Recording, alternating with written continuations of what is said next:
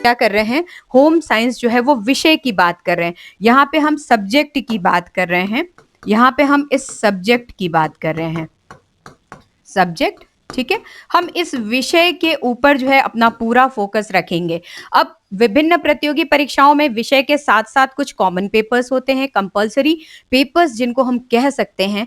तो उन common papers की रणनीति क्या होगी, ये जब हम विषय का सिलेबस डिस्कस करेंगे, या कुछ प्रतियोगी परीक्षाएं ऐसी हैं जिनकी तैयारी के लिए आपको रिटन के साथ साथ अर्थात लिखित परीक्षाओं के साथ साथ साक्षात्कार जैसे प्रोग्राम कार्यक्रमों से क्या होता है, गुजरना होता है।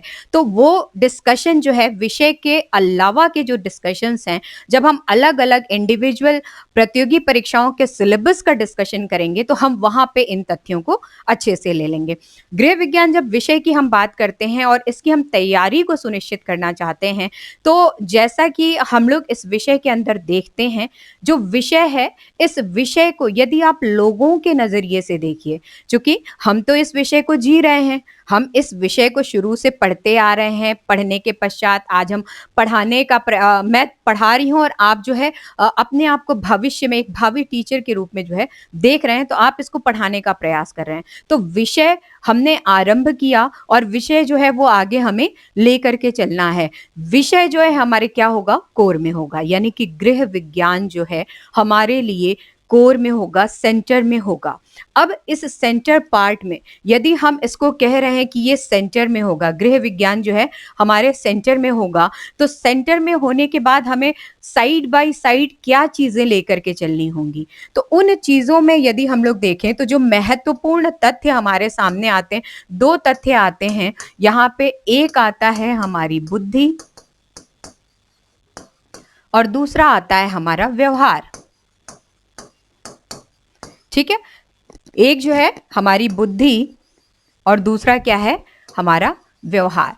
अब बुद्धि का जो कंसर्न है, ये कंसर्न जो है वो ज्ञान के परिप्रेक्ष्य में है, यानी कि हमारे पास ज्ञान कितना है, नॉलेज कितना है, जो सब्जेक्ट की नॉलेज है वो हमारे पास कितनी है, उसकी पकड़ हमारे पास कितनी है, कितना हम उसको समझ पा रहे हैं, कंसेप्ट हमारा कितना तैयार है, फैक्ट हमारे कितने तैयार हैं, और यदि हमें आवश्यकता महसूस हो रही है, यदि हमने सीधा सीधा कंसेप्ट को समझा है, सीधा सीधा का मतलब क्या है कि डायरेक्ट कंसेप्ट हम समझ करके आ रहे हैं और परीक्षाओं में यदि क्वेश्चन घुमा करके आ जा रहे हैं, तो उस कंसेप्ट को हमें घुमा करके किस तरीके से देखना है, हमारा अपना नजरिया क्या होना चाहिए। तो ज्ञान के साथ साथ जो परसेप्शन है आपका, जो सोचने समझने का दायरा है, ये भी बहुत ही महत्वपूर्ण होता है, ये भी क्या होता है, महत्वपूर्ण होता है। तो ज्ञान यहाँ पे हम देख रहे हैं, हमारी जो बुद्धि है, हमारा इंटेलिजेंस है, हमारा ज्ञान है, वो तो ऑब्वियसली हमारा जो है एक नींव होगा। क्या होगा, नींव होगा, वो सबसे पहला पत्थर ही होगा जिसके ऊपर हमें क्या करना है, अपने करियर को, यानी कि अपने भविष्य को जो है वो संवारना है, उसको उज्जवल करना है। तो करियर के पाथ को, करियर को संवारने के लिए जो नींव का पत्थर है वो क्या है हमारे लिए, प्रतियोगी परीक्षा, जिन प्रतियोगी परीक्षाओं की मैं बात कर रही हूँ, चाहे टीजीटी एग्जाम हो, चाहे पीजीटी एग्जाम हो, चाहे एलटी ग्रेड हो, हम भविष्य के टीचर बनने जा रहे हैं, हम अपने विषय के जो एक्सपर्ट अपने आप को दिखाना चाह रहे हैं, हम इसके शिक्षक शिक्षिका बनने जा रहे हैं। तो सबसे पहले जो डिमांड है, वो डिमांड क्या होती है, हमारे पास उस विषय का क्या होना चाहिए, ज्ञान होना चाहिए। अब ज्ञान हमारे पास आ गया, अथाह ज्ञान हमारे पास आ गया, हमने खूब सारी पुस्तकें पढ़ी, हमने दुनिया भर के नोट्स पढ़े, हम बहुत कहते हैं कि अपने आप को अपग्रेड रखना चाहते हैं, तो हम जितने भी हमारे विषय के कंसर्न में जो भी डे टू डे लाइफ में हमारे जो भी न्यूज़ होते हैं, करेंट मैटर्स होते हैं, हम हर एक चीज़ों से अपडेट रहते हैं। लेकिन केवल और केवल ज्ञान से जो है हम एक बेहतर शिक्षक अपने आप को रिप्रेजेंट नहीं कर सकते हैं। क्यों नहीं कर सकते हैं? ज्ञान हमारे पास खूब है, लेकिन यदि हम अपने व्यवहारों के माध्यम से उसको किसी को प्रदर्शित नहीं कर पा रहे हैं, यदि मेरे पास खूब सारा ज्ञान है, खूब सारा ज्ञान है, मैं खूब सारी चीजें जानती हूँ, सारे टॉपिक्स मेरे क्लियर हैं, लेकिन ये केवल मैं ही जानती हूँ, मैं इसको किसी को बता ही नहीं पा रही हूँ, किसी को समझा ही नहीं पा रही हूँ, किसी के से कह नहीं पा रही हूँ, तो अल्टीमेटली जो हमारा उद्देश्य है, हम शिक्षक बनना चाहते हैं, तो शिक्षक बनने का सर्वप्रथम उद्देश्य ही यही है कि जो आपके पास ज्ञान है वो आगे चल के किसी और के पास जाएगा, जिसके पास गया वो किसी और को ट्रांसफर कर रहा है, वो किसी और के पास वो ज्ञान दे रहा है, देन उससे किसी और के पास, उससे किसी और के पास, और फिर ये आगे तक चलने वाली, ये निरंतर चलने वाली प्रक्रियाओं में ये शामिल है हमारे शिक्षण की प्रक्रिया। तो आपने ये अच्छे से पढ़ा होगा। अभी एग्जाम्स आप लोग दे रहे हैं, टेट दे रहे हैं, सुपर टेट देंगे, बहुत सारे बच्चे इनमें से हैं जो बार बार बहुत सारे एग्जाम्स को जो है वो देते रहते हैं। तो आई थिंक ये जो कंसेप्ट है आपका, जो शिक्षण जो विधियां हैं या जो हम लोग टीचिंग एप्टीट्यूड जिसको हम कहते हैं, ये सब चीजें थोड़ा सा थ्रू होगा आपका। तो यदि थ्रू है, यदि आप जानते हैं तो अच्छी बात है, नहीं जानते हैं तो मैं आपको बता दूं, जो हमारा टीचिंग लर्निंग प्रोसेस है, जो सीखने सिखाने की प्रक्रिया है या जिसे हम शिक्षण कहते हैं, ये एक निरंतर चलने वाली प्रक्रिया है। मेरी टीचर ने मुझे सिखाया, मैं आपको सिखा रही हूँ, आप अपने स्टूडेंट्स को सिखाएंगे, आपके स्टूडेंट्स कल को टीचर बनते हैं, वो अपने स्टूडेंट्स को सिखाएंगे, एंड ये क्या होगा, ये चलता ही रहेगा, ये हमेशा चलता रहेगा। तो जो चीजें हमें ट्रांसफर करनी है, जो चीजें हमें किसी के पास भेजनी है, जो चीजें लॉन्ग टर्म तक चलनी है, उनका हमें जो बेस होता है वो क्या होना करना चाहिए, मजबूत करना चाहिए। मैं आपको जो सिखाऊं वो इतना सॉलिड होना चाहिए, इतना सॉलिड होना चाहिए कि उसमें किसी तरीके की त्रुटि की कोई गुंजाइश ही ना हो, जिससे आपके पास जो कंटेंट पहुंचा, आपने जो सीखा, वो क्या सीखा आपने, त्रुटि हीन जो है, तथ्यों को आपने सीखा, यानी कि उसमें किसी तरीके की कोई त्रुटि नहीं थी, ठीक है, किसी भी तरीके की कोई मिस्टेक्स करने की संभावनाएं नहीं उसमें है। तो आपने क्या किया, फिल्टर कंटेंट को सीखा। देन आप जब किसी को सिखाते हैं तो आप भी प्रयास यही करें कि फिल्टर कंटेंट दे। तो यहाँ पे जब हम लोग ज्ञान की बात करते हैं तो ज्ञान के साथ व्यवहार जो है वो ऑटोमेटिकली क्या होता है, कोरिलेट होता है। यदि ज्ञान हमारे पास है तो ज्ञान को प्रदर्शित करने के लिए जो हमारे बिहेवियरल अप्रोच है, यानी कि व्यवहारिक जो तथ्य हैं, वो भी हमारे पास होने चाहिए। और इस व्यवहार को प्रदर्शित करने के लिए, बिहेवियरल अप्रोच के लिए, सबसे पहला जो हमारे पास तथ्य आता है, दैट इज कम्युनिकेशन। कम्युनिकेशन जो कि संचार प्रक्रिया कहलाता है। और ये तथ्य जो है, हम हमारे सब्जेक्ट के अंदर जो एक हमारा यूनिट है प्रसार शिक्षा, उसके अंदर काफी डिटेल में पढ़ते हैं। चाहे किसी भी एग्जाम की आप तैयारी कर रहे हैं, कम्युनिकेशन वाला पार्ट आपके सिलेबस में है और आपको ये अध्ययन में लेना होता है। तो कम्युनिकेशन हमारा क्या होना चाहिए, स्ट्रांग होना चाहिए। तो उस स्ट्रॉन्ग कम्युनिकेशन के लिए हमें भाषाई ज्ञान की आवश्यकता होती है। अब भाषाई ज्ञान में, चूंकि हिंदी भाषी क्षेत्र के हम लोग हैं और इंग्लिश मीडियम का भी कॉन्सेप्ट जो है, पैरेलल जो है हमारे प्रदेश में, हमारे विभिन्न विद्यालयों में जो है वो चलने लगा है। तो दो भाषाओं में हमें अपनी जगह बनानी है, इंग्लिश मीडियम, हिंदी मीडियम। तो ये जो लैंग्वेज बैरियर है या लैंग्वेज होते हैं, इनके अंदर जो है हमें इन तथ्यों को सुनिश्चित करना होगा और हमें ये ध्यान देना होगा कि हम किसी भी तरीके से जो है किसी से पीछे ना हो लैंग्वेज के कारण। तो लैंग्वेज का ज्ञान होना हमारे लिए अत्यंत आवश्यक है। यदि आप हिंदी मीडियम से हैं तो हिंदी का प्रॉपर ज्ञान रखिए, इंग्लिश मीडियम से हैं तो इंग्लिश का प्रॉपर ज्ञान रखिए। ध्यान रखिए कि जो टर्मिनोलॉजी है, जो विषय की शब्दावलियां होती हैं, विषय के अंदर हर यूनिट के अंदर कुछ स्पेसिफिक शब्दावलियां होती हैं। यदि आप हिंदी मीडियम से भी हैं तो उसके इंग्लिश टर्मिनोलॉजी को आपको सीखना आवश्यक है, क्योंकि एग्जामिनेशन हॉल में जब हम जाते हैं, पेपर जो आपके पास आते हैं वो बाइलिंगुअल आते हैं। बाइलिंगुअल इन द सेंस कि हिंदी और इंग्लिश दोनों में क्वेश्चंस लिखे रहते हैं। यदि कहीं से भी किसी भी जगह से आप हिंदी में अटकते हैं तो आप इंग्लिश वाले टर्म को रेफर करते हैं। और ये सर्वविदित है, आप भी जानते होंगे कि जो इंग्लिश वाले कंटेंट होते हैं या इंग्लिश में जो लिखा होता है वो जो है सर्वमान्य होता है। यदि परीक्षाओं में किसी तरीके की हिंदी में त्रुटि देखी जाती है तो इंग्लिश वाले को ही जो है वो सत्य माना जाता है, सही माना जाता है, उसके ऊपर ही हम क्या करते हैं, कार्य करते हैं। तो ये जो है एक बेसिक कॉन्सेप्ट है। ये बेसिक कॉन्सेप्ट क्या है कि जब हम विषय में अपने आप को आगे बढ़ाने की कोशिश कर रहे हैं तो हमें ज्ञान तो लेना ही है विषय का, लेकिन ज्ञान के साथ साथ, उस ज्ञान के साथ साथ हमें उसके ऊपर या उनके जो तथ्य हैं, उन तथ्यों के ऊपर व्यवहारात्मक जो हमारी प्रक्रियाएं हैं, बिहेवियरल अप्रोचेस हैं, हमें उनको भी फॉलो करना होगा। अब यहाँ पे हम विषय के कोर में आते हैं। ठीक है, अभी तक तो हमने एक नॉर्मल बात की, अब यहाँ पे हम गृह विज्ञान जो है वो विषय जो है उसके हम कोर में आते हैं। तो जब हम कोर में आते हैं तो मोटी मोटा यदि देखा जाए, आपको भी पता है, तो इसको जो है वो 5 यूनिट्स में क्या किया गया है, विभाजित किया गया है। ठीक है, अभी तक जो हम लोग पढ़ते आए हैं ये क्या है, ये 5 भागों में विभाजित करके हम इसको पढ़ रहे हैं। जो सबसे पहला भाग होता है वो गृह प्रबंधन है, होम मैनेजमेंट। देन वस्त्र विज्ञान है, आहार एवं पोषण है,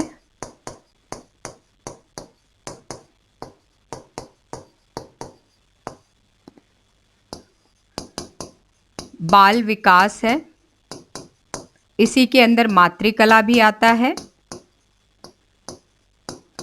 एंड प्रसार शिक्षा।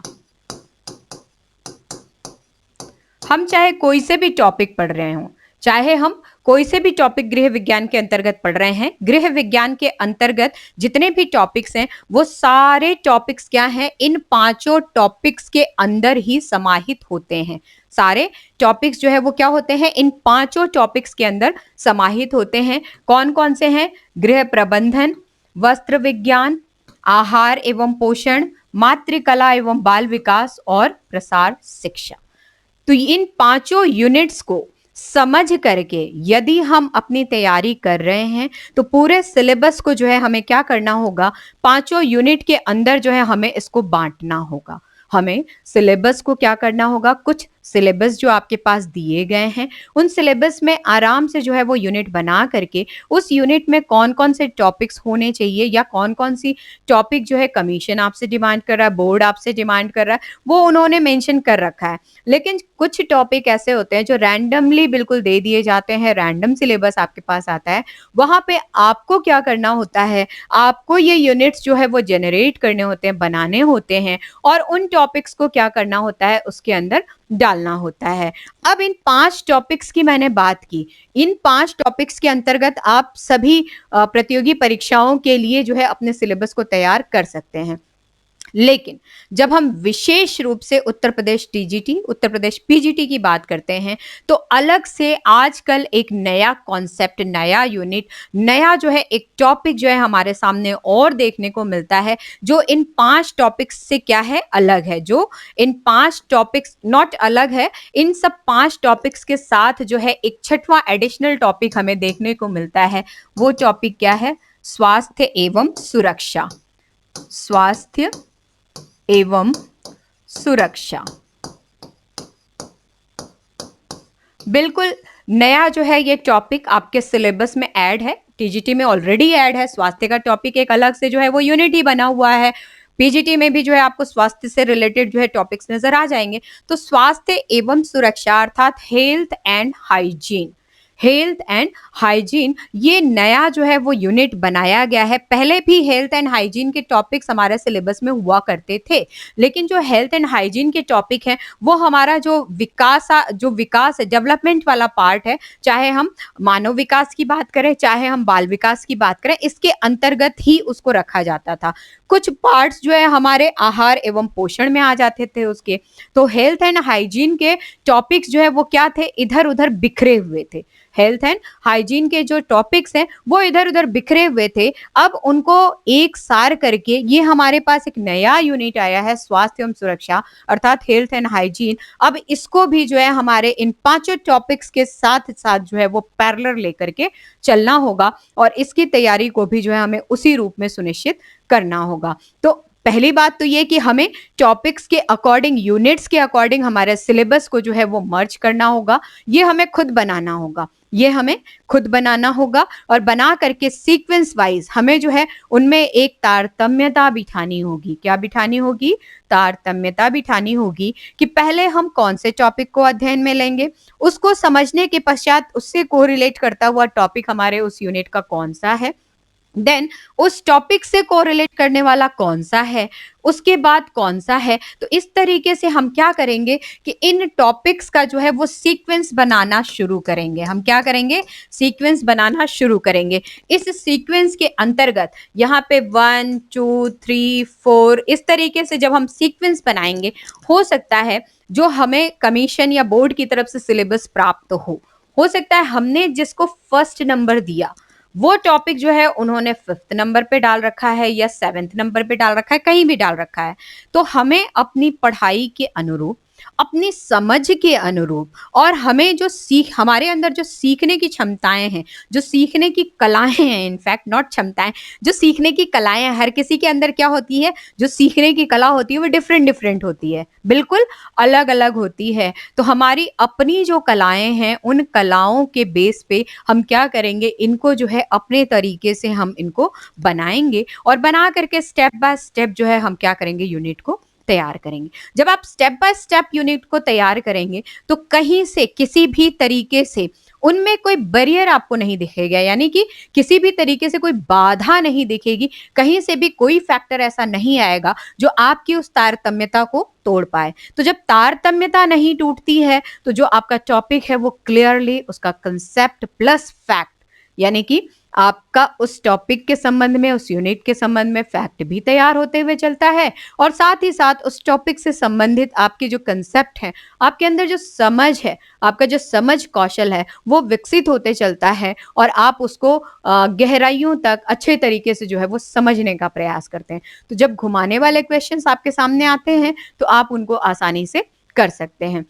तो ये जो है पांचों यूनिट जो हमारे विषय के हैं, उन पांचों यूनिट के परिप्रेक्ष्य में जो है कुछ बातें हमने की, जिनमें मैंने आपको जैसा कि डिस्कस किया कि जो हमारा हेल्थ एंड हाइजीन वाला पार्ट है, आजकल हमारे सिलेबस में जो है ये अलग यूनिट ही करके आ रहे हैं। तो यूनिट जब अलग आ रहे हैं तो आपको उसकी तैयारी भी उसी लेवल पे करनी होगी और ये चीज़ मुझे आपको बहुत ज़्यादा बताने की ज़रूरत नहीं है। जिन्होंने अभी जो लास्ट जो टीजीटी एग्ज़ाम हुआ है, जिन्होंने ये एग्ज़ाम दिया है, उनको बहुत अच्छे तरीके से समझ में आ गया होगा कि ये पार्ट कितना इम्पोर्टेंट है। एग्जाम से पहले मैंने बच्चों को बोला था कि इस पार्ट पे फोकस करने वाले बच्चों का रिजल्ट जो है वो कहीं ना कहीं दूसरे बच्चों के रिजल्ट से वेरिएशन लाएगा और एग्जाम में, परीक्षाओं में जो रिजल्ट में वेरिएशन देखे गए हैं, आप ये मान के चलें कि आपकी मेरिट तक जो है हर बच्चा पहुंचा है। किसी का 1 नंबर से रहा, किसी का 2 नंबर से। आप में से बहुत सारे लोग होंगे जो लोग मुझे अभी लाइव देख रहे हैं, आप में से बहुत सारे स्टूडेंट्स ऐसे होंगे 1 नंबर, 2 नंबर, 3 नंबर, 4 नंबर से रहने वाले। तो ये जो 1 नंबर, 2 नंबर, 3 नंबर, 4 नंबर से रहने वाले लोग हैं, मैं ये नहीं कह सकती कि आपकी तैयारी में कमी थी। मैं बिल्कुल नहीं कह सकती। आपका कंटेंट तैयार था, आप परीक्षा के लिए पूरी तरीके से तैयार थे, लेकिन आप फोकस नहीं कर पाए। ये जो कुछ 5-6 क्वेश्चंस की जो वेरिएशन है ना, चयन जो है इन्हीं से निर्धारित होता है। जो चयन की प्रक्रिया है वो इन्हीं से निर्धारित होती हैं। यही 5-6 क्वेश्चंस कुछ के अच्छे हो जाते हैं, कुछ के प्लस हो जाते हैं तो वो इन होते हैं और कुछ के जो है वो माइनस हो जाते हैं, वो क्या होते हैं, आउट होते हैं। तो आप प्लस वाली बात सोचिए, माइनस की तो हमें सोचना ही नहीं है। प्रतियोगी परीक्षाओं में नकारात्मक सोच अलाउ नहीं है भाई साहब, बिल्कुल भी अलाउ नहीं है। तो वो तो हमें जहन में डालना ही नहीं है। हमें प्रयास करना है। हमारा जो एफर्ट है, हमारी जो क्रियाशीलताएं हैं, वो 100% ऑनेस्टी के साथ हमें देनी है। चयन प्रक्रिया जो है वो हमारे एग्जाम देने की बात सुनिश्चित होती है, लेकिन उससे पहले हमें हमारा 100% क्या करना है, एफर्ट देना है। उस एफर्ट के लिए हमें जितना ज़रूरी है कि विषय का ज्ञान हो, उतना ही ज़रूरी है कि हम जो है अपने आप को अच्छे तरीके से रिप्रेजेंट कर पाएँ। तो रिप्रेजेंटेशन में जैसा कि मैंने आपको बोला कि नॉलेज है, नॉलेज के साथ बिहेवियर है, लेकिन उसके साथ-साथ मैं आपको मतलब ये चीज़ भी तैयार कराना चाहती हूँ कि ये जो आप स्वास्थ्य वाला टॉपिक पढ़ रहे हैं ना, ये स्वास्थ्य का टॉपिक पढ़ना भी है और इसके साथ-साथ हमें अपने ऊपर अप्लाई भी करना चाहिए। क्या करना चाहिए हमें? अपने ऊपर अप्लाई भी करना चाहिए। यदि 6 घंटे आपको पढ़ना है तो 6 घंटा आप पढ़ें, लेकिन उस 6 घंटे पढ़ने में आपके सिर में दर्द नहीं होना चाहिए। सिर में दर्द नहीं होना चाहिए। यदि ऑनलाइन क्लासेस के ही विकल्प आपके सामने आ रहे हैं, ऑफलाइन आपके विकल्प नहीं जुड़ पा रहे हैं, तो आपके अंदर जो है स्क्रीन पे देखने के लिए जो आपकी आई साइट है वो सही होनी चाहिए। और वो सही कैसी होगी? जब आपकी डाइट क्या होगी?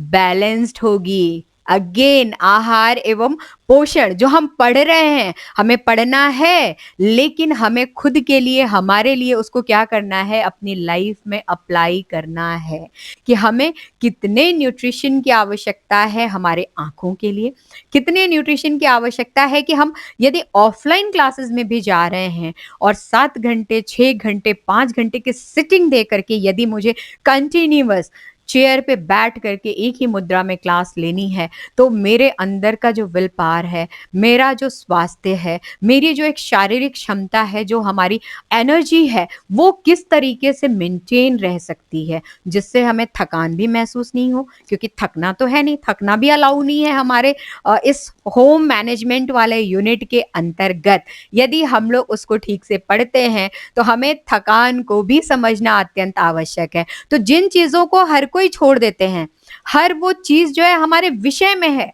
हमारे सब्जेक्ट के अंदर है, तो वो सब्जेक्ट के अंदर बच्चों घोटा मारने के लिए नहीं है, रटने के लिए नहीं है। वो सब्जेक्ट के अंदर जो चीजें दी गई हैं, हमारा विषय पूर्ण रूप से प्रैक्टिकल है। हर एक चीज प्रैक्टिकली हमारे ऊपर अप्लाई होती है। हर एक तथ्य को, हर एक पहलू को, हर एक चीज को हम अपनी रोजमर्रा की लाइफ में अपने इर्द गिर्द हर एक चीज को हम देखते हैं, सभी चीजों को हम समझते हैं और सभी चीजों को देख करके, समझ करके हम उन पे क्या करते हैं? अपनी प्रतिक्रियाओं को सुनिश्चित करते हैं और उन प्रतिक्रियाओं से हम डे बाय डे सीख लेते हैं। नित्य प्रतिदिन हम नई नई सीख लेते रहते हैं और अपने विकास की प्रक्रियाओं के बारे में हम क्या करते हैं? सोचते रहते हैं।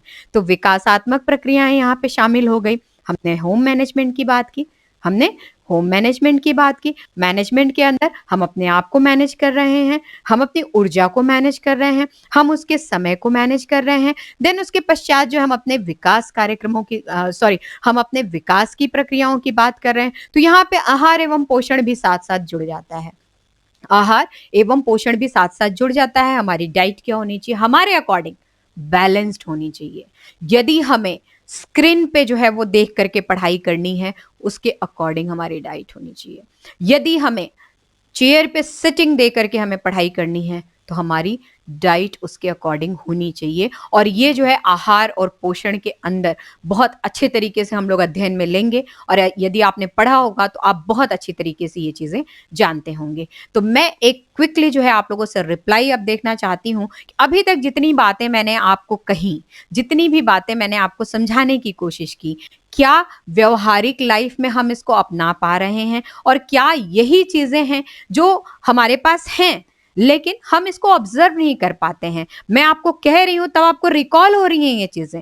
जब मैं आपको ये चीजें समझा रही हूं कि ये चीजें आपकी अपनी लाइफ में होनी चाहिए, तब तो आपको रिकॉल हो रही हैं। लेकिन इसके पहले जो है सब चीजें हमारे पास थी, हमें ये चीजें पता नहीं थी। तो इन सब चीजों को जो है हमें थोड़ा सा ध्यान देना होगा और समझना होगा कि हमें जो है अपने क्रियाकलाप को किस तरीके से करना है। आप लोग होप जो है इन चीज़ों को समझ पा रहे होंगे और समझ करके जो है इसको थोड़ा-सा हम लोग अप्लाई करेंगे अपनी लाइफ में, तो मुझे ऐसा लगता है कि हमारा जो विषय है, वो पढ़ने से ज़्यादा जो है समझने का विषय है। यदि समझ पर जो है हमारी पकड़ बन जाती है, तो कहीं न कहीं विषय के अंदर जो है हम बहुत कुछ कर सकते हैं। अब थोड़ा-सा जो है हम आ जाते हैं अपने मूल जो है वो तथ्यों पे।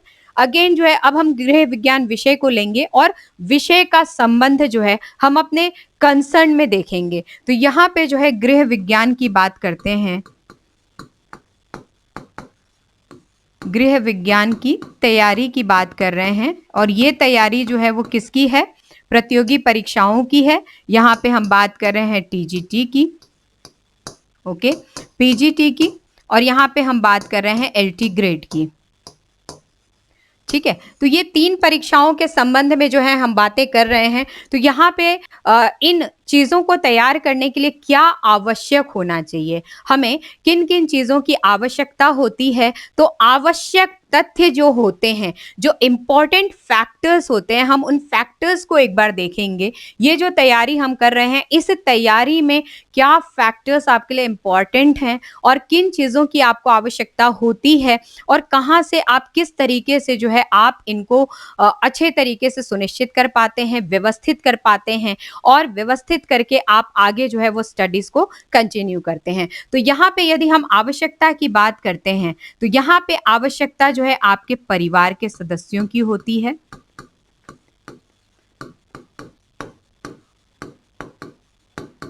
जब आप प्रतियोगी परीक्षा की तैयारी कर रहे होते हैं तो जो आवश्यकता का मतलब क्या है, यहाँ पे सहायता सपोर्ट से हम लोग ले रहे हैं। परिवार के सदस्यों से आपके सपोर्ट की जो है वो आकांक्षाएं होती हैं, आपको आवश्यकता होती है। यहाँ पे आपके मित्र मंडली भी जो है वो क्या है, आवश्यक होती है। यदि वो आपके साथ हैं, यदि आपका ऐसा कोई ग्रुप बना हुआ है जो आपके इसी विषय से संबंध रखता हो और आपको कुछ जो है वो हेल्प कर सकता है, जिसके साथ आप तर्क वितर्क कर सकते हैं, तो कहीं ना कहीं प्रतियोगी परीक्षाओं के अंदर यदि आपके पास ये ग्रुप है तो आपके अंदर जो है ये ग्रुप क्या करता है, प्रतिस्पर्धा लाने की कोशिश करता है, एक कॉम्पिटिटिवनेस जो होता है वो लाने की कोशिश करता है और आप जो है प्रयास करते हैं कि मैं इससे आगे रहूं, वो प्रयास करेगा मैं उससे आगे रहूं, वो प्रयास करेगा मैं उससे आगे रहूं। तो नित नए नए जो है वो कॉन्सेप्ट क्या होंगे आपके उस ग्रुप के अंदर डेवलप होते रहेंगे। और हम स्वयं की बात करते हैं, हम यहाँ पे क्या करते हैं, स्वयं की बात करते हैं। तो यहाँ पे तीन जो है वो फैक्टर्स या तीन जो है वो तथ्य या तीन आप आवश्यकताओं को देख सकते हैं जो आपके इस प्रतियोगी परीक्षाओं में आपके लिए एक सपोर्टिव सिस्टम के रूप में जो है वो कार्य करते हैं। कौन है, एक तो आपके परिवार के सदस्य जो ये सुनिश्चित करते हैं कि आप जो तैयारी कर रहे हैं उस तैयारी के लिए आपको क्या क्या चीजें आवश्यक हैं, उन आवश्यकताओं की पूर्ति कैसे की जाए वो उनको सुनिश्चित करते हैं। नेक्स्ट, मित्र मंडली जो आपके साथ के स्टूडेंट्स हैं, जो आपके उसी सब्जेक्ट से कंसर्न रखते हैं, उसी परीक्षा से कंसर्न रखते हैं, उनके साथ जो है यदि आप होते हैं तो बहुत सारे फैक्टर्स जो है आप उनके साथ डिस्कस कर सकते हैं और कहीं ना कहीं प्रतियोगी परीक्षाओं में ये डिस्कशन आपके लिए हेल्पफुल होता है। एंड लास्ट हम बात करते हैं स्वयं। तो ये वाला जो फैक्टर है ना, ये जो है होता है मोस्ट इंपॉर्टेंट। ठीक है, ये फैक्टर क्या होता है, ये होता है मोस्ट इंपॉर्टेंट, सबसे ज्यादा जो महत्वपूर्ण होता है। ये कंपटीशन में ये जो आप तैयारी कर रहे हैं ना, आप तैयारी कर रहे हैं तो आप किस तरह से, किस लेवल पे और कितने हद तक, जुनून तक तैयारी में अपने आप को इन्वॉल्व करते हैं, ये जो है प्रतियोगी परीक्षा में आपके चयन को सुनिश्चित करता है। ठीक है, प्रतियोगी परीक्षा में चयन को सुनिश्चित कौन कर रहा है, आप सुनिश्चित कर पा रहे हैं, क्योंकि आपकी जो प्रतिस्पर्धाएं हैं वो किनसे हैं ये आपको ज्ञान होता है। देन बैक ईयर क्या अप्रोच रहा था और इस साल का अप्रोच क्या होने वाला है, आपकी तैयारी किस लेवल तक गई ये सुनिश्चित कर पाते हैं। एंड कई बात पे ये होता है कि सबसे बड़ी बात जो होती है जब हम स्वयं की बात करते हैं तो यहाँ पे जो इम्पोर्टेंट फैक्टर होता है वो आत्मविश्वास होता है। क्या होता है, आत्मविश्वास होता है। जो आपका सेल्फ कॉन्फिडेंस है, जो सेल्फ कॉन्फिडेंस है वो बहुत बड़ा रोल निभाता है आपके प्रतियोगी परीक्षाओं में आपके चयन के लिए। यदि सेल्फ कॉन्फिडेंस है, यदि आत्मविश्वास आपके पास होता है तो आप क्या होते हैं, इस आत्मविश्वास से आप स्व प्रेरित होते हैं। क्या होते हैं, आप स्व प्रेरित होते हैं। सेल्फ कॉन्फिडेंस आपके पास है तो आप क्या होंगे, सेल्फ मोटिवेटेड होते हैं। सेल्फ मोटिवेटेड होते हैं यानी कि स्व प्रेरित होते हैं। आपको पता होता है, आपको किसी को डांटने की जरूरत नहीं है, कोई आपको डंडा लेकर के नहीं बिठाएगा कि पढ़ लो टीजीटी का एग्जाम है, जल्दी से पढ़ लो, इतना नहीं पढ़ा, टीजीटी का एग्जाम है, पीजीटी का एग्जाम है, एलटी ग्रेड का है, अच्छा इस पेपर में इतना ही कर पाए, नहीं, आपको वो जरूरत ही नहीं होती है। यदि आप स्व प्रेरित होते हैं तो आपको खुद पता होता है कि आपकी अपनी कमी कहाँ पे है, आप उसको इम्प्रूव करने की कोशिश करते हैं। क्यों, क्योंकि आपके अंदर जो है ये प्रतिस्पर्धा है, ये प्रतिस्पर्धा है कि मुझे उससे ऊपर जाना है। क्योंकि यदि मेरे पास, यदि सीट्स जो है वो 700 आ रही है, 800 आ रही है, 900 आ रही है, कुछ भी आ रही है, 2 भी आ रही है, तो इस 2 में जो है वो एक आपकी जगह है। इस 700 में एक सीट आपकी है, 800 में एक सीट आपको लेनी है, 900 में एक सीट आपको लेनी है। तो चाहे कितनी भी सीट्स हैं, सीट से मतलब नहीं है। जैसा कि मैं देखती हूँ बच्चों को, कम सीट आई तो बिल्कुल डिप्रेस हो जाते हैं कि कम सीट आई हुई है। जैसे अभी आरपीएससी स्कूल लेक्चरर के अंदर हुआ है राजस्थान में, जो वैकेंसी आने वाली है उसके अंदर सीटों का कैटेगराइजेशन जो है वो दिखाया गया है, और 22 सीट्स जो है वो होम साइंस के अंदर दिखाई गई हैं। अब बिल्कुल जो बच्चे स्टूडेंट्स हैं होम साइंस के, बिल्कुल डिप्रेस हो गए कि 22 के लिए क्या तैयारी करना, 22 के लिए क्या तैयारी करना। तो मैं आपको बता दूं कि ये 22 से आपको मतलब नहीं होना चाहिए, आपको अपनी एक सीट से मतलब होना चाहिए। 22 सीट तो आप नहीं लेने वाले हैं ना अकेले, 22 सीट तो आप नहीं लेने वाले हैं। आप जो एग्जाम फाइट करने वाले हैं, जो प्रतियोगी परीक्षा की तैयारी आप कर रहे हैं, वहां पे ज्वाइनिंग आपको एक ही सीट पे मिलेगी, आपकी पोस्टिंग किसी एक ही स्थान पे मिलेगी, 22 स्थानों पे नहीं मिलने वाली है। तो फॉरगेट दैट, आप इसको भूलिए कि ये 700 है, 800 है, 22 है, 10 है, 2 है ना। इन सब चीजों से आपका कोई मतलब नहीं होना चाहिए। आपका मतलब ये होना चाहिए कि वैकेंसी आई है, सीट्स मेरे लिए ओपन है, अपॉर्चुनिटी मेरे पास आई है, और इस अपॉर्चुनिटी को जो है मैं कैसे भी करके भुनाने की कोशिश करूंगा जो भी है, और उसके लिए प्रयासरत होना पड़ेगा। और प्रयास हम तभी कर पाएंगे जब हम उसके पूरे दायरे को समझ करके अपने आप को वैसा बनाएंगे। हमें इससे कोई मतलब नहीं होना चाहिए कि उसके लिए कितने स्टूडेंट्स तैयारी कर रहे हैं, क्योंकि फैक्टर यहीं पे जो है आपको डिसबैलेंस कर देता है। जब आपको पता चलता है ना कि 600 सीट्स के लिए इतने हजार बच्चे, इतने लाख बच्चे तैयारी कर रहे हैं, तो आप डिसबैलेंस वहीं हो जाते हैं। तो हमें तो डिसबैलेंस होना नहीं, हमें अपनी एक सीट पे ध्यान रखना है। क्या करना है, हमें एक सीट पे ध्यान रखना है, और वो एक सीट यदि हम ध्यान देते हैं तो हमारा आत्मविश्वास जो है वो बना रहेगा, हम सेल्फ मोटिवेटेड रहेंगे, और अपने जो तैयारी है उसको क्या करेंगे, कंटिन्यू करते रहेंगे। यहाँ पे जब हम स्वयं की बात करते हैं तो स्वयं में जो है कुछ फैक्टर्स होते हैं जिनको हमें ध्यान में देना होता है, जिनको फॉलो करके हम आगे क्या करते हैं, बढ़ते हैं। हमने इसमें आत्मविश्वास की बात की, देन उसके बाद जो है यहाँ पे हम पढ़ाई, यानी कि हम स्टडीज की बात करें कि हम कितना पढ़ें प्रतियोगी परीक्षा के लिए, हम कितना पढ़ें। भाई पढ़ने के लिए तो ऐसा हो सकता है कि हम 24 में 18 घंटे भी पढ़ सकते हैं, और पढ़ने के लिए हम 24 में 2 घंटे भी पढ़ सकते हैं, हम 1 घंटा भी पढ़ सकते हैं। तो आप पढ़ाई कितनी करें, ये जो पढ़ाई है ना इस प्रतियोगी परीक्षा के लिए आप कितनी करें, तो ये डिपेंड करता है, ये डिपेंड करता है, ये पढ़ाई आपकी डिपेंड करती है आपकी सोच पे, आपकी समझ पे, आपके जो इर्द गिर्द का वातावरण है, इर्द गिर्द का वातावरण, उस पे, ठीक है। और सबसे बड़ी बात है उपलब्ध संसाधनों पे, उपलब्ध संसाधनों पे, ठीक है। आपकी सोच, यानी कि सोच का मतलब यह है कि आप जो प्रतियोगी परीक्षा देने जा रहे हैं उस प्रतियोगी परीक्षा के लिए सोच आपकी किस तरह से है। जैसा कि मैंने आपको बोला, सीट के लिए कॉन्फ्लिक्ट चल रहा है आपके अंदर, ये आपके पास मैटर नहीं, आप परेशान हो रहे हैं कि अरे यार एग्जाम की डेट तो आ गई, मैंने फॉर्म भी भर दिया, अब मेरे पास जो है कोई बुक नहीं है, कोई मैटर नहीं है, कोई किताब नहीं है, मैं कोचिंग नहीं ज्वाइन कर पाई अभी तक नहीं किया, अब कौन सी करूं, खोजूं नहीं खोजूं, कौन सी गाइड पढूं, चलो पेपर ही सॉल्व कर लेते हैं पिछले साल के। तो ये जो कॉन्फ्लिक्ट है ना, ये आपकी अपनी सोच है, इनसे आपको बाहर निकलना होगा। क्या करना होगा, इनसे आपको बाहर निकलना होगा। जो यहाँ पे आपकी पढ़ाई है वो पढ़ाई आपको अपनी सुदृढ़ करनी होगी। सुदृढ़ से तात्पर्य क्या है, इस पढ़ाई के लिए सबसे बड़ी बात होती है कि यहाँ पे कुछ चीजें हैं जैसे गाइड हैं, और बिना पढ़े जब तक आपका टॉपिक तैयार नहीं है तब तक ये जो प्रैक्टिस सेट आप लोग लेके बैठते हैं ना, इनसे आप दूरी बनाइए, इनसे आप क्या करेंगे, दूरी बनाएंगे। अगर जो टॉपिक आपका तैयार है, टॉपिक तैयार है, टॉपिक आपने पढ़ लिया है, उस पढ़े हुए टॉपिक का यदि आप प्रैक्टिस सेट सॉल्व कर रहे हैं, दैट इज बेटर, क्योंकि वो पॉजिटिव है आपके लिए और वो करना चाहिए। लेकिन बिना टॉपिक तैयार किए यदि आप प्रैक्टिस सेट के पीछे पढ़ते हैं तो ये आपके तैयारी को डिस्टर्ब करेगा ही करेगा, क्योंकि फिर आप उसको सीखने की कोशिश नहीं करते हैं, आप उसको रटने की कोशिश करते हैं। आप क्या करते हैं, रटने की कोशिश करते हैं, क्वेश्चंस को सीधे सीधे रटना चालू कर देते हैं। आपने पढ़ा ही नहीं टॉपिक, अब पढ़ा नहीं तो प्रैक्टिस सेट यदि सॉल्व कर रहे हैं तो आप सीधा सीधा रटना चालू करते हैं, जो कि प्रतियोगी परीक्षा के पॉइंट ऑफ व्यू से गलत है। क्या है? गलत है।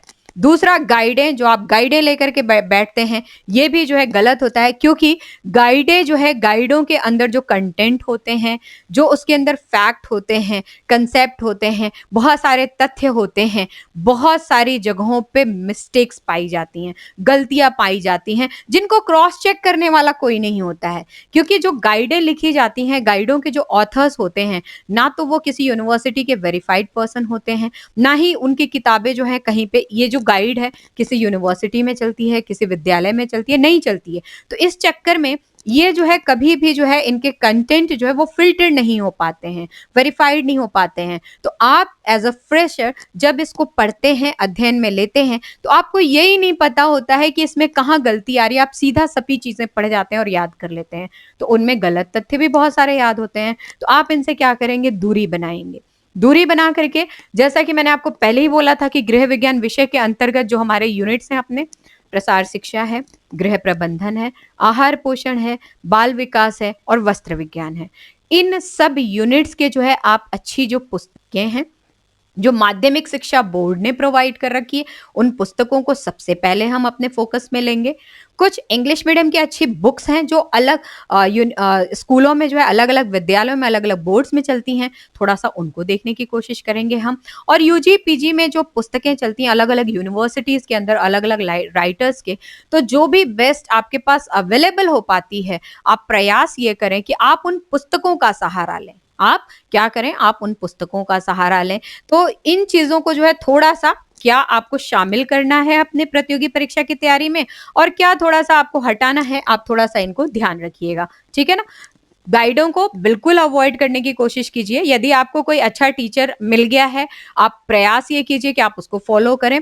यदि टीचर आपको अवेलेबल नहीं हो पाए हैं, तो आप प्रयास ये करें कि टॉपिक्स को जो है, जो ऑथेंटिक पुस्तकें हैं, जो आपके बोर्ड की और यूनिवर्सिटीज के जो है करिकुलम में चलती हैं, आप उनको लेकर के उनसे कंटेंट को पढ़ने की कोशिश करें। तो आपकी ये तैयारी क्या होगी? अच्छी होगी। तो यहाँ पे जो है सोच का तात्पर्य जो है वो यही है, अपने सोच को जो है हमें प्रतियोगी परीक्षाओं के अनुसार जो है वो आगे करना होगा। देन हम समझ की बात करते हैं, यानी कि हमारा जो, हम जो सोच रहे हैं, जो भी हमने क्राइटेरिया अपनाया है सोच करके, उसमें हमारी समझ कितनी डेवलप हो पा रही है। जैसा कि मैंने आपको डिस्कस किया कि हम पढ़ें तो 2 घंटे में पढ़ सकते हैं, हम पढ़ें तो 16 घंटे भी पढ़ सकते हैं, 18 घंटे भी पढ़ सकते हैं। तो अपनी सोच के दायरे को फिक्स करने के बाद हमें क्या करना होगा? समझ डेवलप करनी होगी। क्या करना होगा? समझ डेवलप करनी होगी। और उस समझ के अंतर्गत हमें ये समझ में आ जाएगा कि हम कितनी जल्दी चीजों को सीख पा रहे हैं, जो सीखने का तरीका है, जो सीखने के हमारे पास रिसोर्सेज हैं। जैसे यदि आपने कहीं कोचिंग ज्वाइन कर ली, तो टीचर्स का इंटरेक्शन आपके प्रति कैसा है, आप उससे कितना सीख पा रहे हैं, कैसे सीख पा रहे हैं और किस लेवल पे सीख पा रहे हैं, एक तो ये मैटर करता है।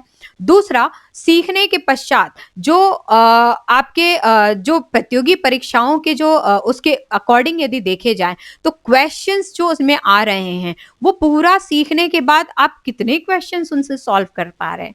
क्योंकि सीखने का मतलब ये नहीं कि हम होल सोल जो है वो सारी चीजें सीख रहे हैं। अरे भाई, वापस आते हैं, हम अगेन बात कर रहे हैं कि हम प्रतियोगी परीक्षाओं की तैयारी कर रहे हैं। तो सीख करके हम कितना सीख पाए, उस सीख से एग्जाम के कितने क्वेश्चन या एग्जाम पैटर्न के अकॉर्डिंग हम कितने क्वेश्चन सॉल्व कर पा रहे हैं, हमारे लिए ये भी इंपॉर्टेंट है। तो ये जो है वो समझ के अकॉर्डिंग ही डेवलप होता है।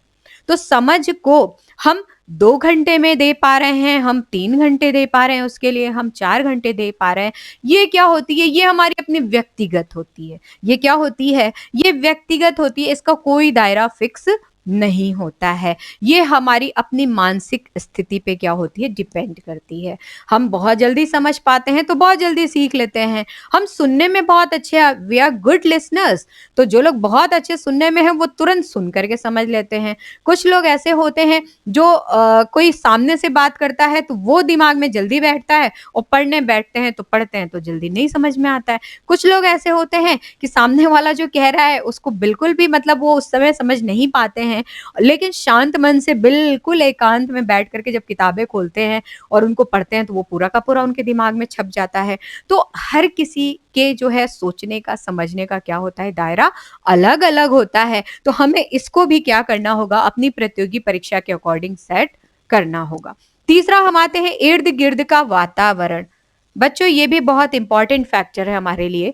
इर्द-गिर्द के वातावरण से तात्पर्य हमारा जो माहौल है, हमारा पारिवारिक माहौल भी हो सकता है, हमारे आसपास का जो सोशल हमारा एक हमारे जो कल्चरल वैल्यूज़ हैं, जो हमारी सोसाइटी है, जिस मोहल्ले में हम रहते हैं, जिस गाँव में हम रहते हैं, जिस शहर में हम रह रहे हैं, जिस एरिया विशेष में हम रह रहे हैं, वहाँ पे सीखने का, विषय का, पढ़ाई का, प्रतियोगी परीक्षा का क्या एटमॉस्फियर है, ये भी जो है हमारी कहीं न कहीं प्रतियोगी परीक्षा को जो है वो डिसाइड करता है। हमें कई जगहों पे ऐसा देखने को मिलता है कि वहाँ के लोग जो है बहुत ईज़िली जो है प्रतियोगी परीक्षाओं की तैयारी के लिए अपने आप को तैयार कर लेते हैं। लेकिन कई जगह ऐसे भी होते हैं जहाँ पे आपको यदि प्रतियोगी परीक्षाएँ देनी हैं, तो तैयारी करने के लिए इनफैक्ट कोचिंग तक जाने के लिए आपको घर वालों से फाइट करनी पड़ती है, अपने हक के लिए आवाज़ उठानी पड़ती है। कहीं नोट्स भी चाहिए, कुछ भी चाहिए, किताबें चाहिए, आपके फाइनेंशियल क्राइसिस आपको दिखते हैं, आपके पास पैसे नहीं होते हैं कि आप जाएँ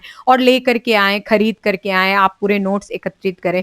आपके पास फैमिली ऐसी है जो आपको घर से बाहर ही नहीं भेजना चाहती, तो आप जो है किसी अच्छे जगह पे, ऐसी जगह जो प्रतियोगी परीक्षा पॉइंट ऑफ व्यू से जो है आपके उस बोलते हैं ना कि प्रतिस्पर्धा को जो है माहौल देती है, तो वो जो माहौल होता है वो एक एजुकेशनल जो इंस्टीट्यूशन एरियाज़ जो होते हैं, वहाँ पे वो माहौल मिलता है, आप वहाँ तक नहीं पहुँच पा रहे हैं क्योंकि घर वाले अलाउ नहीं करते कि आप वहाँ जाएँ। तो ऐसे बहुत सारे फैक्टर्स होते हैं जो आपके जो है प्रतियोगी परीक्षा की तैयारी को क्या करते हैं, प्रभावित करते हैं। तो जो वातावरण होता है वो कहीं न कहीं नेगेटिव, पॉज़िटिव आपको दोनों ही रूपों से प्रभावित करता है। तो पॉज़िटिव, नेगेटिव समझ करके हमारे अपने हिसाब से इस वातावरण में हमें क्या करना होता है, अपने आप को ढालना होता है। लेकिन ढाल करके हमें छोड़ना नहीं है तैयारी करना। ढाल करके लोगों के अकॉर्डिंग फैमिली मेंबर्स हैं, सोसाइटी है, अड़ोसी-पड़ोसी हैं, जैसे भी हैं लोग, जो भी लोग हैं, यदि उनको नहीं पसंद तो तरीका जो है आप उनका रखें, लेकिन आपको तैयारी क्या करना है, कंटिन्यू करना है। तो थोड़ा-सा इस पे ध्यान देंगे एंड यहाँ पे हम बात करते हैं उपलब्ध संसाधनों की। इसका ज़िक्र भी जो है मैंने इर्द-गिर्द के वातावरण में ले लिया है। उपलब्ध संसाधनों में आपके पास पुस्तकें कौन-सी हैं? पहले आपने पढ़ी हैं या नहीं पढ़ी हैं? देन उसके बाद आपके पास कुछ नोट्स अवेलेबल हैं, शॉर्ट नोट्स हैं, आपके पास फुल नोट्स पड़े हुए हैं, आपने कहीं पे क्लासेस जॉइन कर रखी हैं या आपके साथ के किसी ने जो है वो क्लासेस जॉइन कर रखी हैं, वो तो प्रॉपर बंदा जा रहा है पढ़ने के लिए, वो क्लासेस पूरा पढ़ रहा है और वो अपने नोट्स लिखता है और आपको ले आके दे देता है और आप उसी से तसल्ली कर लेते हो, अच्छा, अच्छा, अच्छा, वो पढ़ रहा है, चलो उसके नोट्स आ गए, अब मुझे 2 घंटे जाके खराब करने की ज़रूरत नहीं है। लेकिन 2 घंटे में जो चीज़ें उसके दिमाग में गई ना, वो आपके दिमाग में नहीं घुसेंगी। क्योंकि उसने जो लिखा है केवल, आप केवल उसी को पढ़ रहे हो। उसके दिमाग में जो चीज़ें गई ना, वो थोड़ी ना वो आपको लिख के दे रहा है। वो तो उसी के दिमाग में रह गई। तो कई बार ये फैक्टर्स भी जो है आपके साथ के जो लोग हैं, एक जो फ्रेंड सर्किल है, यदि आप उनके ऊपर ट्रस्ट करते हैं, ट्रस्ट करना चाहिए, मैं उसको बिल्कुल उसके ऊपर कोई कमेंट नहीं करूँगी। लेकिन ये फैक्टर होता है जो सामने बैठ कर के जो सीख करके आ रहा है ना, वो केवल जितना आपको लिख करके देगा ना, आप उतना ही उसको सीख पाएँगे। उसने कितना सीखा था, कितना अपने अंदर ले लिया, उसको आप कहीं से भी, किसी तरीके से भी, एक्स-रे मशीन से भी आप नहीं देख सकते हैं, कि उसने कितना सीखा था। ठीक है? उसके लिए कोई मशीन नहीं है, कोई भी मशीन नहीं है कि आप लगाएँ और देख पाएँ कि अच्छा ये क्लास में इतना पढ़ के आया और मुझे केवल इतना लिख कर के दे दिया। आप इसको नहीं देख सकते हैं। तो ज़रूरत है आपको इस चीज़ की कि आपके जो सिलेबस में मेंशन किया गया है, सिलेबस के अकॉर्डिंग जो कंटेंट है और कंटेंट भी आपका ऐसा होना चाहिए जो आपकी प्रतियोगी परीक्षा के अकॉर्डिंग, प्रतियोगी परीक्षा के अकॉर्डिंग जो है आपकी परीक्षाओं में पूछे गए प्रश्नों को लेकर के चले। ठीक है? पूछे गए प्रश्न जो पहले थे वो हैं या नहीं उसमें, पूरे हो रहे हैं या नहीं हो रहे हैं एंड अप्रोच के हिसाब से जैसे-जैसे अप्रोच परिवर्तित हो रहे हैं प्रतियोगी परीक्षाओं के, उनकी तैयारी यदि आप उससे करते हैं तो क्या उस अप्रोच को वो कंटेंट जो है वो ले पा रहे हैं अपने साथ? क्या उनको साथ में लेकर के चल रहे हैं? तो इन चीज़ों का भी जो है हमें ख़ासा ध्यान रखना पड़ेगा। तो मैं आशा करती हूँ इतने सारे तथ्यों पे मैंने चर्चा की और बहुत व्यावहारिक रूप से चर्चा करने की कोशिश की मैंने। पढ़ाने की कोशिश नहीं की है आपको कि बहुत कंपल्सरी वे में मैं आपके ऊपर ये थोप दूँ कि आपको ऐसा करना चाहिए, ऐसा कुछ भी नहीं है। एक जो व्यावहारिक लाइफ़ है, इतने सालों का एक्सपीरियंस है मेरा, इतने सालों से मैं स्टूडेंट्स को देख रही हूँ, गाइड कर रही हूँ, एक मेंटरशिप जो है वो मेरी है। तो मैं चाहती हूँ कि आप लोगों को जिनको भी गाइडेंस नहीं मिली है इस तरीके की, आप गाइडेंस लें, आप खूब गाइडेंस लें, क्योंकि आपको भी पता है कि a good guidance can change your life. अगर आपको एक अच्छी गाइडेंस मिलती है, वहाँ से आपकी ज़िंदगी क्या होती है, चेंज हो जाती है। तो गाइडेंस का बहुत अहम रोल होता है और मैं अपने आप को रिस्पॉन्सिबल पर्सन समझती हूँ बीइंग अ टीचर, एक अच्छी शिक्षिका होने के नाते। मेरी ये रिस्पॉन्सिबिलिटी है, मेरा ये दायित्व बनता है कि मैं आपको आपके पथ पर जो प्रतियोगी परीक्षा आप देने जा रहे हैं, उस पथ पर जिस तरीके से जहाँ तक मैं पहुँच सकती हूँ, चाहे आपकी मानसिक स्थिति हो, चाहे आपकी ज्ञानात्मक स्थितियाँ हो, चाहे आपकी व्यावहारिक स्थितियाँ हों, जहाँ तक मैं आपको इस चीज़ के लिए गाइड कर सकती हूँ, आपको मैं गाइड करूँ, क्योंकि आपको एक टीचर के रूप में मैं देख रही हूँ। आप भविष्य के जो है एक निर्माता बनने वाले हैं, समाज निर्माता बनने वाले हैं। टीचर को बोलते हैं ना कि एक शिक्षक जो होता है, वो क्या करता है, पूरी सोसाइटी का जो है वो निर्माण कर सकता है। शिक्षक के ऊपर होता है कि वो अपने सोसाइटी, अपने इर्द-गिर्द का वातावरण जो है वो कैसा बना कर के रखे। तो वो वातावरण जो है वो हेल्दी बने। हमारा प्रदेश, हमारा देश जो है उत्तरोत्तर प्रगति पथ पर जो है वो बढ़ता रहे और उस प्रगति पथ पर बढ़ते हुए हम जो है एक अहम रोल जो है वो अदा करें, अपना एक स्थान वहाँ पर बनाएँ और लोग जो है हमें पहचानें, लोग हमें जानें और लोग हमें फॉलो करें। हम अपने आप को इस तरीके से लोगों के सामने प्रदर्शित करें कि जो देखे वो सोचे कि ओह! कितना अच्छा बोलती है, कितना अच्छा कहती है, कितना अच्छा समझाती है, क्या ड्रेसिंग सेंस है उसका, क्या कम्युनिकेशन है उसका। लोग फॉलो करें, आपके स्टूडेंट्स आपको फॉलो करें और फॉलो करके आपकी तरह जो है वो बनने का प्रयास करें। वो तभी पॉसिबल हो पाएगा जब आपके अंदर प्रतियोगी परीक्षा तैयारी करने के लिए संपूर्ण तरीके से जो है वो प्रयास मौजूद होगा। इसमें आपको हर तरीके से अपने आप को देखना होगा, परीक्षा से संबंधित डेडिकेशन, परीक्षा के संबंध में आपका स्वयं का अनुशासन, समयबद्धता एंड ऑफ कोर्स यदि मैं बात करूँ तो हमने कॉन्फिडेंस की बात की, जो कि कहीं न कहीं आपके सेल्फ मोटिवेशन को भी साथ में लेकर के आता है। आप ये भी ध्यान रखें। साथ में प्रतियोगी परीक्षा की तैयारी करते समय सबसे पहले ये भी सुनिश्चित करें कि आपको क्या पढ़ना चाहिए, क्या नहीं पढ़ना चाहिए। तो जो रिसोर्सेज़ आप एकत्रित करें, आप रिसोर्सेज़ को घर में लाइब्रेरी बनाने की कोशिश ना करें। आपकी प्रतियोगी परीक्षा के अकॉर्डिंग जो आपको मटेरियल चाहिए, आप वहाँ तक पहुँचने की कोशिश करें। आप पूरी लाइब्रेरी बना लेते हैं, तो कहीं न कहीं वो भी आपको डिस्टर्ब करेगा। बहुत व्यावहारिक मैं आपको एग्ज़ाम्पल देती हूँ, अभी टीजीटी, पीजीटी का एग्ज़ाम हुआ था। आपने क्या किया? आपने टीजीटी का एग्ज़ाम देने के लिए जो तैयारी का लेवल था वो पीजीटी रखा। आप पीजीटी के लेवल पे तैयारी करते चले गए, ज़रूरत ही नहीं थी। वो कंटेंट आपके टीजीटी के कोर्स में थे ही नहीं, आपको ज़रूरत ही नहीं थी उन सब चीज़ों की पढ़ने की। आपने पूरा ह्यूमन फिज़ियोलॉजी तैयार कर लिया, क्या उतना टीजीटी में था? आप थोड़ा-सा विचार करें, खुद विचार करें। मैं बहुत व्यावहारिक बात आपको बोल रही हूँ। आपको वो ज़रूरत ही नहीं थी करने की, लेकिन आपने किया, क्यों किया मुझे नहीं पता। क्योंकि मैं तो ये मानती हूँ कि चाहे आप टीजीटी दे रहे हैं, चाहे पीजीटी दे रहे हैं, भई आप स्नातक होकर के आ रहे हैं, आप ग्रेजुएट हैं, आपकी उम्र इतनी हो चुकी है कि आपके अंदर मैच्योरिटी को देखी जा सकती है, आप मैच्योर पर्सन में काउंट होने लगे हैं और आप क्यों सिलेबस जो दिया गया है, आप उसको फ़ॉलो नहीं कर रहे हैं और आप जो है दूसरे जो कर रहे हैं, आप उनको देख कर के फ़ॉलो कर रहे हैं, तो यहाँ पे फिर वही तथ्य आएगा। अगर मुझे ज़रा भी सुन रहे हो, मेरी बात अगर समझ में आ रही है, तो कभी भी दूसरों को ना देखो, अपनी एक सीट पे ध्यान दो। क्या देना है? अपनी एक सीट पे ध्यान देना है, जो मुझे चाहिए, जो मेरे लिए है और मुझे कैसे भी करके वहाँ तक पहुँचना है, उस जगह पे मेरी अपनी जॉइनिंग होनी चाहिए।